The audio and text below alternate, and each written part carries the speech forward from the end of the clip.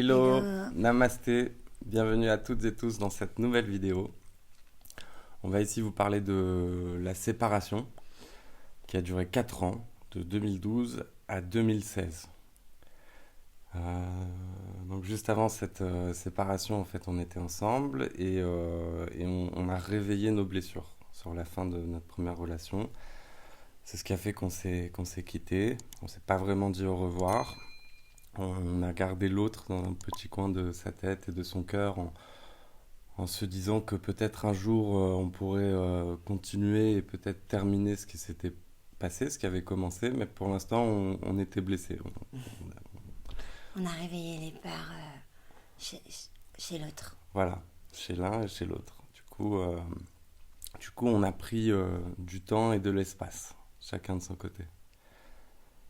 Juste après la séparation, donc on a vécu profondément notre nuit sombre de l'âme, qui avait un peu commencé avant qu'on se rencontre, qui s'était un peu mis en stand-by le temps où on se voyait, et donc après, pendant la séparation, la nuit sombre de l'âme a commencé profondément. Moi, pour ma part, je suis parti à New York. C'est un voyage que je voulais faire depuis un petit moment. J'y songeais depuis un petit moment de partir seul quelque part. J'avais choisi New York parce que les choses bougeaient beaucoup là-bas. Et j'avais besoin de m'éloigner de qui j'étais devenu, de, de qui j'étais, de déconstruire ce que j'étais devenu, parce que cette image que j'avais construite de moi-même ne me plaisait plus.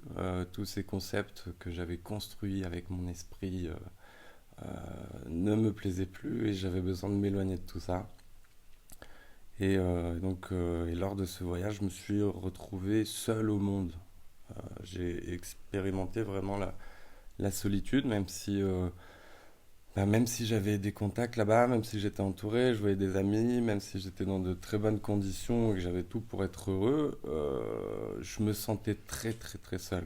Et, euh, et je suis entré dans une profonde phase d'introspection qui me faisait autant de mal que de bien, mais je sentais qu'il y avait une transformation qui s'opérait en moi et elle était nécessaire et indispensable et j'avais besoin de la faire. Et moi, de mon côté, pareil, dès qu'on a arrêté de se voir, je me suis retrouvée aussi à devoir partir à l'étranger. Et ma nuit sombre de l'âme a aussi commencé. Parce que j'ai quitté mes amis. Donc je me suis retrouvée aussi un peu seule. Et j'ai commencé à remettre en cause, pareil, tout, à peu près tout, tout ce qui se passait dans ma vie. Et, et, là, j'ai rencontré un homme avec qui j'ai une relation, donc ma dernière âme sœur, et qui était totalement le prototype de mon ego. J'ai vraiment vécu avec l'homme parfait pour la société, voilà, vraiment. Et je me sentais de plus en plus malheureuse au final. Après les débuts, j'ai compris que c'était plus vraiment ce que je voulais, ce que j'attendais d'une relation, donc ce qui a encore plus contribué à ma nuit sombre de l'âme. Il faut peut-être dire que quand même au début, tu as cru à cette relation. Ah oui, bien sûr, au début j'y ai cru, c'était parfait pour la société. Tu Oui, disais j'étais pas que c'était ta amoureuse. dernière relation d'âme sœur. Enfin, Non, pas du tu tout. pensais que tu avais peut-être enfin trouvé la bonne Ah personne, oui, quoi. oui, oui, oui, je lui disais que je l'aimais, je pensais être très amoureuse, il a demandé la main à mon papa, on a quand même... Oui, c'était vraiment une vraie relation, c'était ma dernière âme sœur. Sauf que je me suis rendu compte que moi j'étais sur la voie de l'éveil et que lui non. Donc lui il avait envie de continuer un peu cette vie de strass et paillettes. Et moi non, ça me suffisait plus en fait. J'avais besoin d'autre chose. Donc ça s'est terminé. Et moi, au final, en parallèle, quand je suis rentré de New York, j'ai eu aussi une relation avec ma dernière âme sœur, qui a duré 3 ans. Moi aussi, je pensais avoir trouvé la bonne personne, mais bon, pas forcément. J'étais toujours dans une idée assez éloignée de ce que j'avais pu croire et vouloir du couple à l'origine. Après maintes blessures, je finissais par imaginer le couple différemment. Mais j'étais quand même attaché à cette personne. On s'entendait très bien au début. On était amis avant d'être ensemble. Mais c'était quand même une relation basée sur l'ego, une relation classique entre guillemets, même si on s'entendait bien. Et c'est vrai que en parallèle de cette relation, j'ai moi aussi, à la fin de ma nuit sombre de l'âme, en fait, qui s'est quand même approfondie pendant cette relation. Je suis allé assez loin dans les limites de la noirceur. Et pendant cette relation, je pense que j'ai touché le fond et j'ai eu mon éveil. J'ai eu mon éveil spirituel, donc je me suis connecté au grand tout. J'ai compris énormément de choses que je cherchais à comprendre sur le fonctionnement de l'univers, sur qui j'étais, pourquoi j'étais là, d'où je venais, où est-ce que j'allais, euh, qu'est-ce que c'était l'âme en fait, que j'avais une âme en fait, que j'étais une âme. Et je me suis éveillé au monde chamanique, j'ai eu un appel chamanique et un parcours initiatique chamanique et en parallèle de cette relation avec cette âme sœur qui, elle, par contre, n'a pas vécu son éveil spirituel. Donc c'était un peu compliqué d'avoir toutes ces prises de conscience et d'être avec une personne qui comprenne pas tout ça. Et c'est vrai que parfois ça pouvait paraître pour de la folie parce que je découvrais des concepts universels assez poussés, assez spirituels et j'avais un langage un peu particulier et elle me prenait clairement pour un fou au début. Donc ça a été très compliqué et ça a nui à notre relation. Et je pense que de toute façon j'ai changé, hein, que ce soit dans cette relation que je vivais ou dans ma vie professionnelle que j'avais démarré depuis un moment. J'étais entrepreneur, j'avais créé deux sociétés merveilleuses avec un ami associé et qui commençait vraiment à très bien marcher. Et quand j'ai eu cette prise de conscience, cet éveil spirituel, c'est tellement devenu passionnant que je me suis un peu désintéressé de tout ce qu'il y avait autour de moi. Donc de mon job, de la personne avec qui j'étais. Et c'est ce qui quelque part m'a mené à la rupture aussi au bout de 3 ans avec cette fille. Je pense que peut-être qu'aujourd'hui elle a compris, mais sur l'instant elle devait sincèrement avoir du mal à comprendre et de toute manière on ne vibrait plus du tout sur la même fréquence. Voilà, j'avais besoin de m'entourer de personnes et de me retrouver dans des situations qui vibrent sur cette nouvelle fréquence sur laquelle je vibrais, qui était une fréquence de conscience universelle et d'amour inconditionnel. Et, euh, donc voilà, je me suis séparé de cette personne. J'ai approfondi très rapidement ma quête de spiritualité à travers le chamanisme et aussi à travers la Kabbale. Je suis tombé sur un énergéticien kabbaliste merveilleux, une personne merveilleuse qui s'appelle Daniel Soufir, qui enseigne la Kabbale pour tous. J'ai fait un stage avec lui qui, j'avais sincèrement l'impression, m'était destiné, qui s'intitulait Le Grand Amoureux, et qui donnait une méthode précise, ancestrale, pour attirer à soi l'abondance, et en particulier l'abondance d'amour. Et moi, j'ai découvert le principe des âmes jumelles à travers ce stage et à travers cet enseignement où on parlait de la Shekhinah, qui est la fiancée divine. Et en travaillant sur cette relation, en développant cette relation avec ma chérina, j'ai très rapidement été amené de mon côté à retrouver Sarah, ma fiancée divine. Et moi, donc, je me suis séparée de cet homme et j'avais plus. Quand je suis partie de Paris, j'ai arrêté mes études d'un coup. J'ai vraiment tout quitté. Donc, je recherchais ma voie et j'en ai profité pour lire, pareil, pour apprendre à méditer, à me recentrer. Et pendant ma nuit sombre de l'âme, j'ai eu une petite maladie, donc j'ai dû me faire opérer sous anesthésie générale. Et pendant cette anesthésie générale, j'ai fait une expérience de mort imminente. Donc j'ai rencontré mon ange gardien ou mon guide spirituel, je sais pas comment vous voulez vous appelez ça. Et j'ai eu quelques messages. Donc quand je suis revenue, vraiment ma vie a changé. Et mon ange gardien m'a dit, quand j'ai fait cette expérience de mort imminente, que j'avais des choses à faire, que c'était pas fini parce que moi je voulais rester de l'autre côté.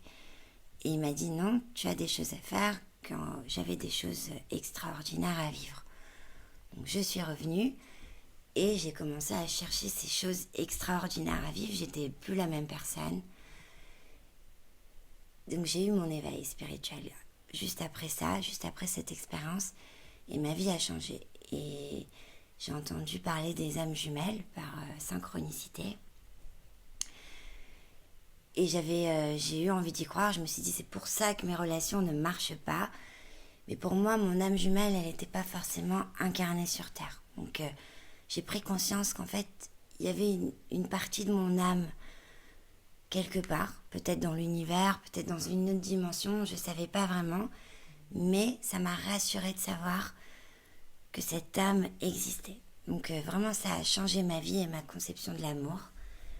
Et j'ai commencé à parler à cette âme, sans vraiment être sûre que cet homme était sur Terre et incarné.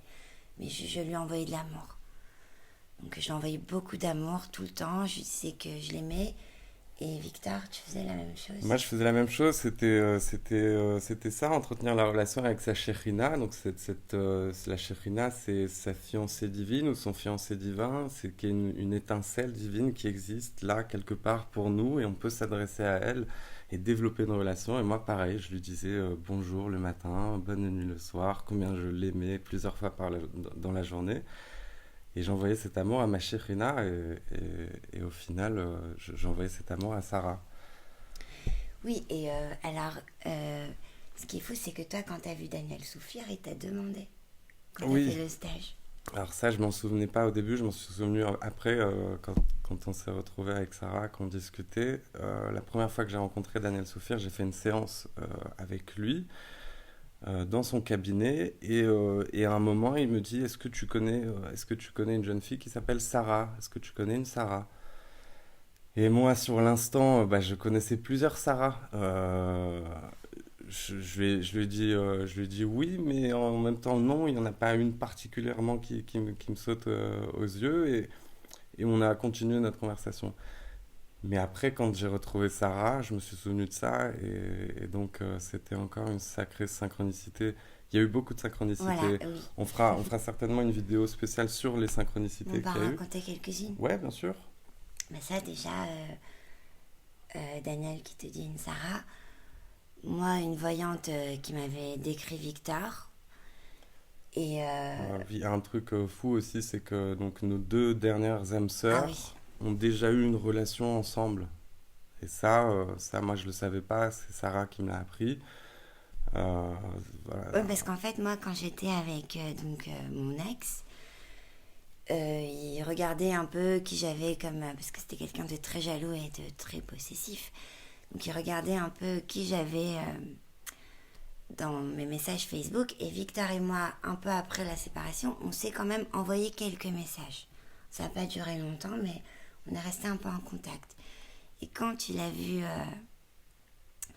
ces messages, et Victor était en photo avec sa nouvelle copine, il m'a dit, mais j'ai eu des rapports sexuels avec elle. C'est une ex aussi. Donc ça, c'était fou Voilà, parce que... incroyable. Rien à voir en plus, hein, pas du tout les mêmes cercles de fréquentation. C'était un hasard incroyable. Euh, ouais, mais bon, je pense qu'on On fera fera une vidéo pour on ça, fera oui. une liste parce il y en a beaucoup. Tellement. Il y en a beaucoup. Et on va pas vous spoiler la suite. Donc voilà, voilà l'état d'esprit dans lequel on était pendant cette séparation. Et on a un peu vécu le même parcours où elle a eu son éveil spirituel par une NDE. Et moi j'ai aussi vécu des expériences chamaniques très fortes avec des visions, des flashs où je me suis moi aussi retrouvé de l'autre côté. Et, euh, et donc ça fait partie de ces points communs qu'on a aujourd'hui et qui ont participé à nos retrouvailles. Donc voilà, dans cette vidéo, on voulait vous raconter surtout la séparation. On va, dans une prochaine vidéo, vous raconter les retrouvailles cosmiques, les retrouvailles incroyables. On ne s'est pas quitté depuis ces retrouvailles. Et Donc pour conclure cette vidéo, on a tous les deux traversé une nuit sombre de l'âme pendant laquelle on a dû vraiment déconstruire nos égos, tout déconstruire. Vraiment, on a fait face à nos égos et ce qui nous a menés tous les deux à ressentir l'amour, mais l'amour pour tout le monde et l'amour pour nous-mêmes et à rechercher l'amour de l'autre, mais la bonne personne, vraiment. On a cru de nouveau à la bonne personne. ouais, c'est ce qu'on a vraiment vécu pendant notre réveil spirituel. On s'est connecté à cette énergie d'amour et on avait besoin de la partager et de la faire briller tout autour de nous. Euh, et c'est c'est ce qui nous a menés l'un à l'autre. Donc voilà pour notre séparation. Pardon, Vas-y, je t'en prie, mon amour. on voulait aussi, c'est vrai qu'on parle beaucoup d'éveil spirituel et on a beaucoup vu dans les questions que les gens nous posent la question qu'est-ce que l'éveil spirituel, et on prendra le temps dans une vidéo de vous expliquer ce qu'est l'éveil spirituel selon nous. Pour nous et comment on l'a vécu.